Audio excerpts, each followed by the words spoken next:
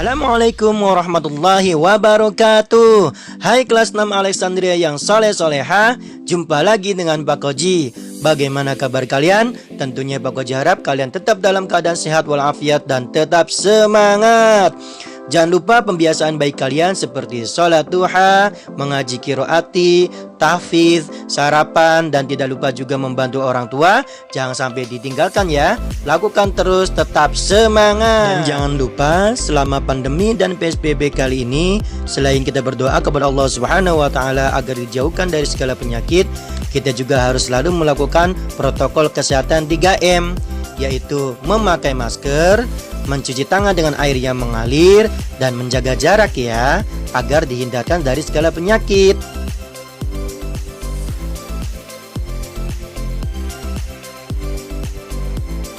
Jumpa lagi dengan Pak Koji. Kita masuk sekarang tema 3, yaitu tokoh dan penemuan. Masuk subtema 1, penemuan yang mengubah dunia. Kita sekarang masuk di pembelajaran 1 dan 2. Muatan pelajarannya apa saja dan indikatornya juga apa saja. Sebelum itu, marilah kita berdoa agar Allah memudahkan pembelajaran kita hari ini dari awal hingga akhir. Bismillahirrahmanirrahim. Rabbi zidni ilma warzuqni fahma. Rabbi syrah li sadri wa yassir li amri wahlul 'uqdatam min lisani yafqahu qawli. Amin. Apa saja muatan pelajaran dan indikator pada pembelajaran 3 dan 4 kali ini? Simaklah pada layar berikut. Adapun muatan pelajaran dan indikator dari pembelajaran 1 dan 2, tema 3, subtema 1 kali ini adalah Bahasa Indonesia. 1. Menuliskan informasi dari teks eksplanasi secara singkat dan sederhana. 2. Menyebutkan informasi penting tentang teks eksplanasi. 3. Membandingkan penulisan beberapa teks untuk menemukan ciri teks eksplanasi. IPS. Mengidentifikasi perubahan sosial budaya dalam kehidupan masyarakat atas ditemukannya listrik. IPA.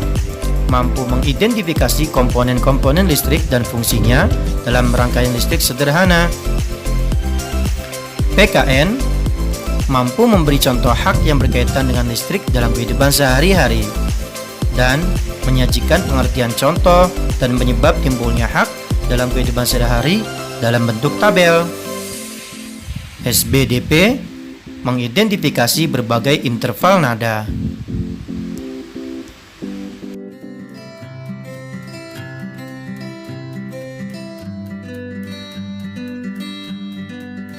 Tahukah kalian bagaimana energi listrik bisa sampai ke rumah kita?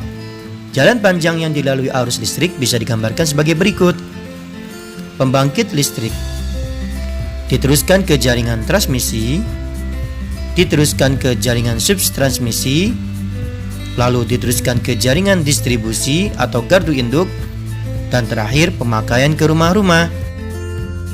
Berdasarkan gambar yang telah kalian lihat tadi tentang jalan panjang arus listrik untuk sampai ke rumah kita, cobalah kalian lengkapi gambar berikut tentang aliran yang dilalui arus listrik untuk sampai bisa ke rumah kita. Agar kalian lebih memahami setiap tahapan yang dilalui listrik agar sampai ke pemakai, cobalah kalian baca teks eksplanasi berikut yang ada pada halaman 6 hingga halaman 7 pada buku tematik tema 3. Dari teks eksplanasi yang kalian baca tentang listrik yang mengalir, informasi apakah yang bisa kalian dapatkan dari teks tersebut? Cobalah kalian tuliskan informasi yang kalian dapatkan tersebut dari setiap paragraf secara singkat dan sederhana pada kolom berikut. Berikut diberikan contoh tentang informasi yang ditemukan pada paragraf 1. Paragraf 1, informasinya berisi tentang asal energi listrik dan jenis-jenis pembangkit listrik.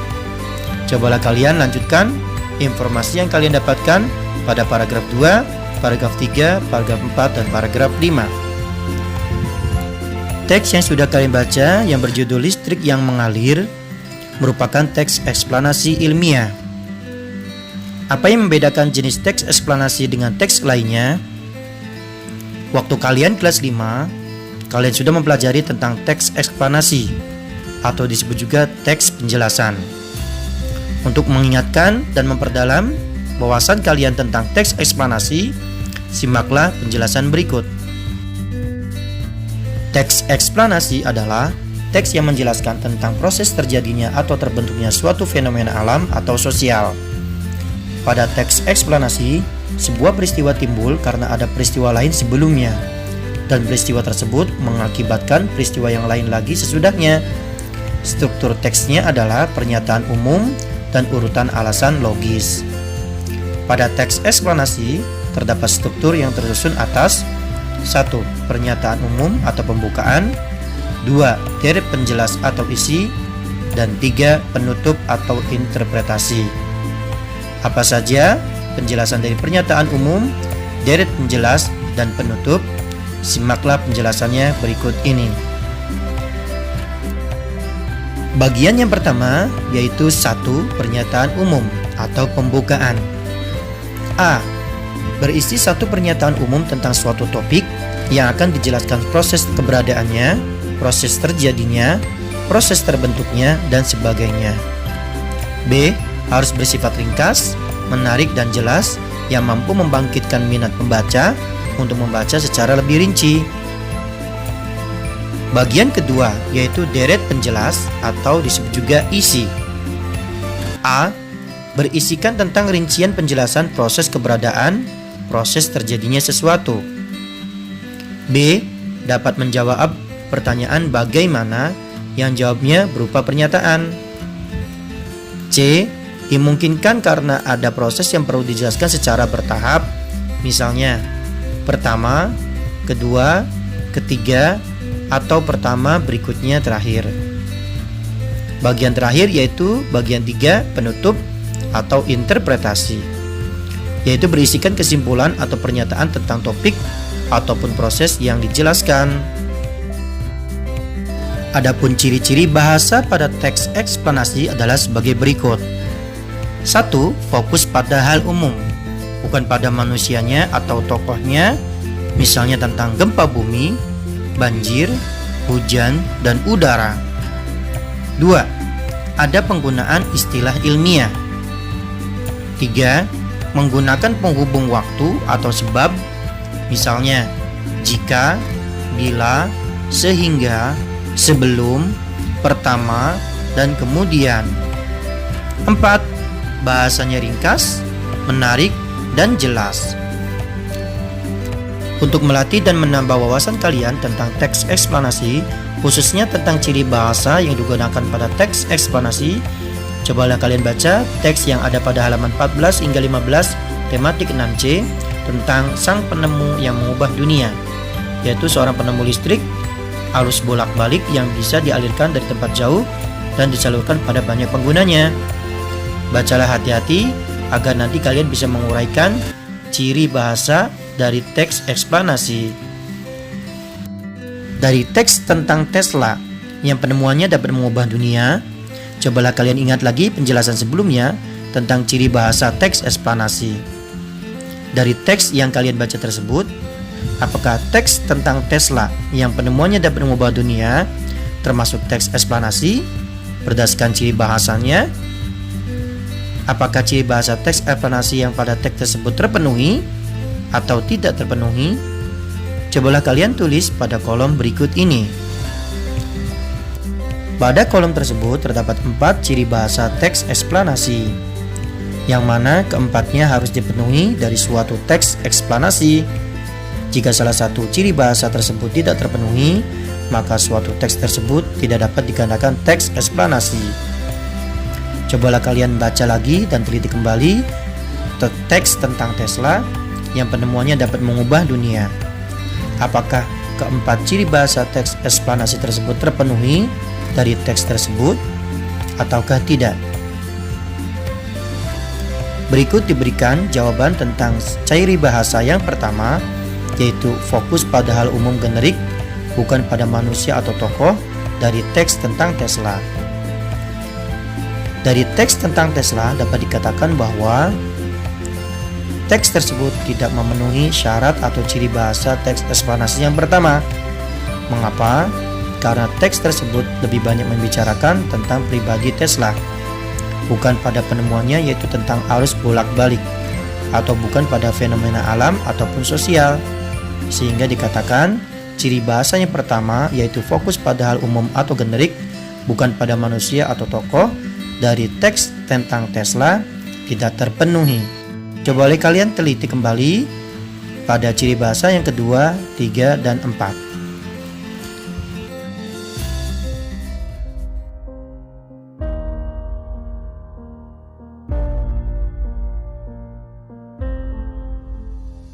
Perhatikanlah gambar rangkaian listrik sederhana berikut ini. Pernahkah kalian melihatnya? Atau pernahkah kalian membuatnya? Untuk lebih jelasnya, simaklah penjelasan berikut ini. Untuk dapat memanfaatkan energi listrik, setidaknya harus ada komponen dan rangkaiannya. Komponen listrik secara garis besar dibedakan menjadi komponen penyuplai energi listrik, misalnya baterai, dan komponen pengguna energi listrik, misalnya lampu. Arus listrik akan mengalir dalam suatu rangkaian yang setidaknya ada 3 syarat atau 3 bagian. Yang pertama, memiliki sumber tegangan untuk membuat arus mengalir. Yang kedua, memiliki komponen pengguna energi yang disuplai sumber tegangan. Dan ketiga, merupakan rangkaian tertutup. Dari penjelasan tentang rangkaian listrik dan komponen-komponennya tadi, cobalah kalian perhatikan kembali gambar rangkaian listrik yang sudah kalian lihat. Cobalah kalian tunjukkan yang mana penyuplai energi listrik dan yang mana pengguna energi listrik. Ya, baterai adalah penyuplai energi listrik, sedangkan lampu adalah pengguna energi listrik. Untuk menambah wawasan kalian tentang penyuplai energi listrik dan pengguna energi listrik, cobalah kalian baca teks percakapan antara Ferry, Awang, dan Ina yang ada pada halaman 4 buku tematik 6C.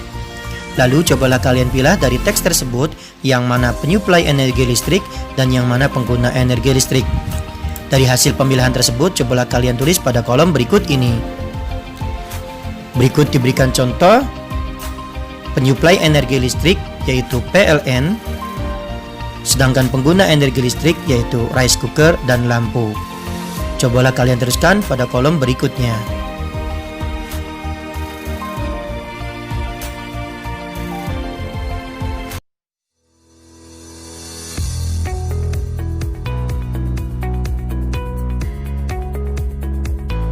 Dari teks percakapan Ferry, Awang, dan Ina yang sudah kalian baca, menunjukkan bahwa masyarakat zaman sekarang sudah sangat tergantung pada listrik. Banyak sekali kegiatan sehari-hari yang memanfaatkan energi listrik. Contohnya yang sudah kalian tuliskan pada kegiatan sebelumnya sebagai pengguna energi listrik. Menurut kalian, apa saja peralatan yang digunakan untuk kegiatan serupa saat belum ada listrik? Apa perbedaan saat melakukan kegiatan yang sudah menggunakan listrik dan yang belum menggunakan listrik? Cobalah kalian urai atau pilah dari teks Ferry, Awang, dan Ina, lalu kalian tuliskan pada kolom berikut ini. Berikut diberikan contoh jawaban untuk kolom yang pertama. Kegiatan memasak nasi. Peralatan sehari-hari ketika sudah ada listrik yaitu memakai rice cooker. Ketika belum ada listrik yaitu memakai periuk atau dandang. Perubahan perilaku masyarakat yang terjadi adalah masyarakat lebih praktis dan produktif dalam memasak nasi. Cobalah kalian lanjutkan pada kolom berikutnya.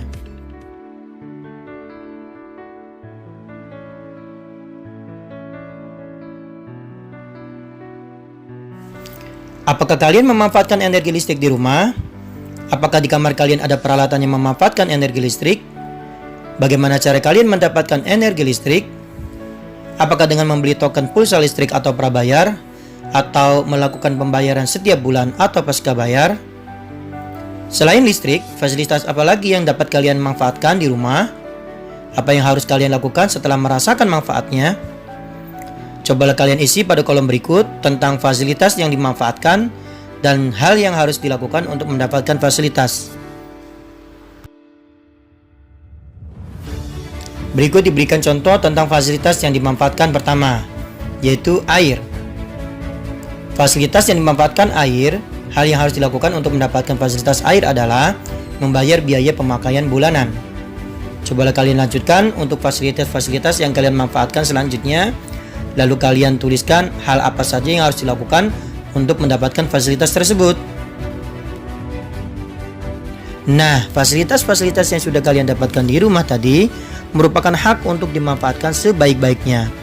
Sebab banyak orang yang sudah mendapatkan haknya tetapi tidak memanfaatkannya dengan baik. Misalnya, seorang anak sudah mendapatkan hak untuk bermain, tetapi dengan sengaja atau karena keteledorannya merusakkan alat permainannya. Sikap tidak bertanggung jawab dapat menghilangkan hak-hak seseorang. Berdasarkan Konvensi Hak Anak PBB tahun 1989, ada 10 hak yang harus diberikan untuk anak, yaitu 1. Hak untuk bermain dan gembira. 2. Hak untuk mendapatkan pendidikan. 3. Hak untuk mendapatkan perlindungan. 4. Hak untuk mendapatkan nama atau identitas. 5. Hak untuk mendapatkan status kebangsaan. 6. Hak untuk mendapatkan makanan. 7. Hak untuk mendapatkan akses kesehatan. 8. Hak untuk mendapatkan rekreasi. 9. Hak untuk mendapatkan kesamaan. Dan 10. Hak untuk memiliki peran dalam pembangunan. Dari 10 hak di atas, manakah yang sudah kalian dapatkan? Cobalah kalian tulis pada kolom berikut ini. Setelah mendapatkan hak tersebut, bagaimana cara kalian menunjukkan sikap tanggung jawab? Tuliskan pada kolom berikut ini tentang hak yang sudah diperoleh dan sikap bertanggung jawab. Berikut diberikan contoh untuk jawaban yang pertama. Hak yang sudah diperoleh, hak mendapatkan pendidikan. Sikap bertanggung jawab adalah belajar dengan giat. Lanjutkan pada kolom berikutnya. Dari penjelasan tentang hak anak di atas dapat disimpulkan bahwa hak anak didefinisikan sebagai segala sesuatu yang harus didapatkan atau diterima oleh anak, dan apabila tidak diperoleh, anak berhak menuntut hak tersebut. Dalam hal ini yang wajib memenuhi, menjamin serta melindungi adalah orang tua, keluarga, masyarakat, dan pemerintah. Anak memiliki 4 hak dasar, yaitu hak hidup, hak tumbuh kembang, hak partisipasi, dan hak perlindungan.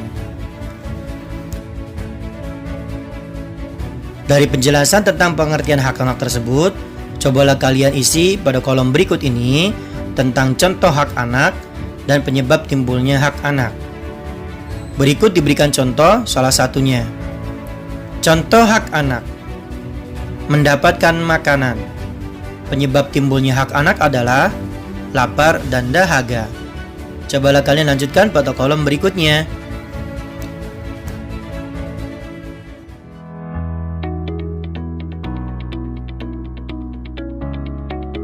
Perhatikanlah peralatan yang menggunakan listrik berikut ini.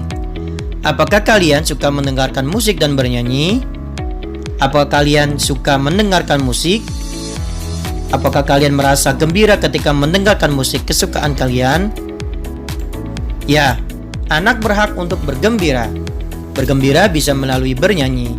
Dalam bernyanyi, kalian harus memperhatikan nada, birama, dan tempo. Agar kalian dapat menyanyikan nada dengan tepat, kalian perlu berlatih interval nada. Interval nada adalah jarak antar satu nada dengan nada yang lain. Interval juga bisa disebut dengan selang nada. Interval nada ada yang bernilai 1, ada pula yang bernilai setengah. Untuk interval nada mayor memiliki interval 1-1 setengah, 1-1-1 setengah. Pada nada do sama dengan C. Perhatikanlah gambar berikut ini. Interval nada bisa ditulis dalam angka, yaitu 1, 2, 3, 4, 5, 6, 7, dan 1 titik. Bisa ditulis dengan huruf, yaitu C, D, E, F, G, A, B, C. Bisa ditulis dengan nama Do, Re, Mi, Fa, Sol, La, Si, Do, atau juga dengan gambar balok seperti terlihat pada gambar. Penjelasannya adalah sebagai berikut. Selang nada 1-1 disebut prim, yaitu jarak nada 0, contohnya dari do ke do. Selang nada 1-2 disebut sekon, yaitu jarak nada 1, contoh dari do ke re. Selang nada 1-3 disebut terts, yaitu jarak nada 2, contoh dari do ke mi. Selang nada 1-4 disebut quart, yaitu jarak nada 2,5, contoh dari do ke fa. Selang nada 1-5 disebut quint, yaitu jarak 3,5. Contoh dari do ke sol. Selang nada 1/6 disebut seks, yaitu jarak nada 4,5. Contoh dari do ke la. Selang nada 1/7 disebut septim, yaitu jarak nada 5,5. Contoh dari do ke si. Dan terakhir, selang nada 1/8 disebut oktav, yaitu jarak nada 6 dari do ke do tinggi.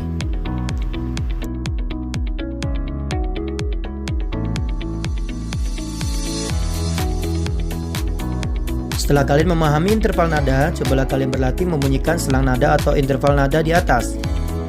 Latihan pertama, membunyikan interval nada 1. Sebagai contoh, do, re, atau re, do. Lanjutkanlah oleh kalian. Latihan kedua, membunyikan interval nada setengah. Sebagai contoh, mi, fa, atau fa, mi. Lanjutkan oleh kalian. Latihan ketiga, membunyikan interval nada 1/2. Sebagai contoh, re ke fa ada mi, re mi fa, atau fa mi re. Lanjutkan oleh kalian. Dan latihan keempat, membunyikan semua interval nada, dari interval nada 0 hingga interval nada 6. Contoh, re, re, dan selanjutnya. Lanjutkan oleh kalian. Apa yang sudah kalian pahami dan pelajari dari pembelajaran 1 dan 2 hari ini? Untuk memudahkan ingatan kalian, simaklah rangkumannya berikut ini. Pada pembelajaran hari ini, kalian telah mempelajari hal-hal berikut. 1. Energi listrik dihasilkan dari pembangkit listrik. 2. Jenis pembangkit listrik yaitu PLTU, PLTG, PLTD, PLTN, PLTA, pembangkit listrik tenaga panas bumi, pembangkit listrik tenaga sampah, pembangkit listrik tenaga angin, dan pembangkit listrik tenaga ombak. 3. Aliran arus listrik dimulai dari pembangkit listrik, jaringan transmisi, jaringan subtransmisi, jaringan distribusi, dan pemakaian di rumah-rumah. 4. Penemu listrik adalah Michael Faraday. 5. Komponen listrik secara garis besar dibedakan menjadi komponen penyuplai energi listrik, misalnya baterai, dan komponen pengguna energi listrik, misalnya lampu. 6.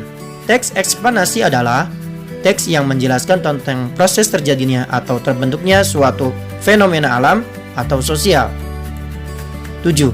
Pada teks eksplanasi terdapat struktur yang tersusun atas pernyataan umum atau pembukaan, deret penjelas atau isi, dan penutup atau interpretasi. 8. Nikola Tesla adalah penemu AC alternating current atau arus bolak-balik. 9. Ciri-ciri teks eksplanasi yaitu fokus pada hal umum atau generik, bukan pada manusia atau tokoh, menggunakan istilah ilmiah, menggunakan penghubung waktu atau persyaratan, dan bahasanya ringkas, menarik, dan jelas. 10. Hak anak didefinisikan sebagai segala sesuatu yang harus didapatkan atau diterima oleh anak, dan apabila tidak diperoleh, anak berhak menuntut hak tersebut. 11.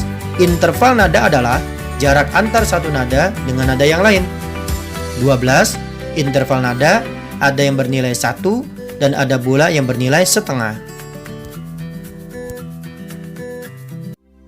Jika kalian sudah mengerti dan memahami apa yang ada di pembelajaran 1 dan 2 hari ini, saatnya kalian mengerjakan tugas yang ada di Mahir Tematik 6B.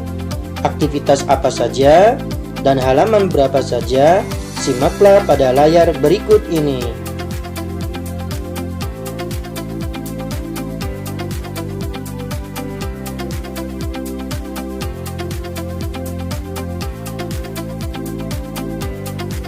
Selesai sudah pembelajaran kali ini, mari kita ucapkan bersama hamdalah, alhamdulillahirabbil alamin. Semoga bermanfaat.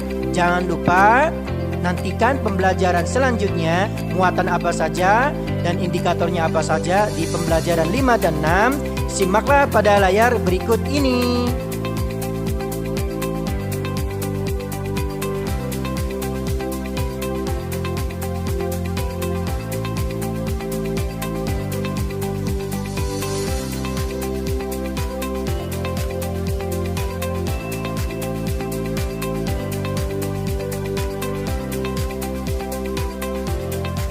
Akhirnya Pak Koji ucapkan terima kasih yang sudah menonton video pembelajaran hari ini. Jangan lupa subscribe channel SDIT Al-Mufti Kota Tangerang dan selalu aktifkan notifikasinya ya, supaya selalu mendapatkan update video terbaru. Dan jangan lupa like, share, komen video-videonya, khususnya video pembelajaran kelas 6 Alexandria. Pak Koji cukupkan sekian. Assalamualaikum warahmatullahi wabarakatuh. Kelas 6 Alexandria. Think different, do faster.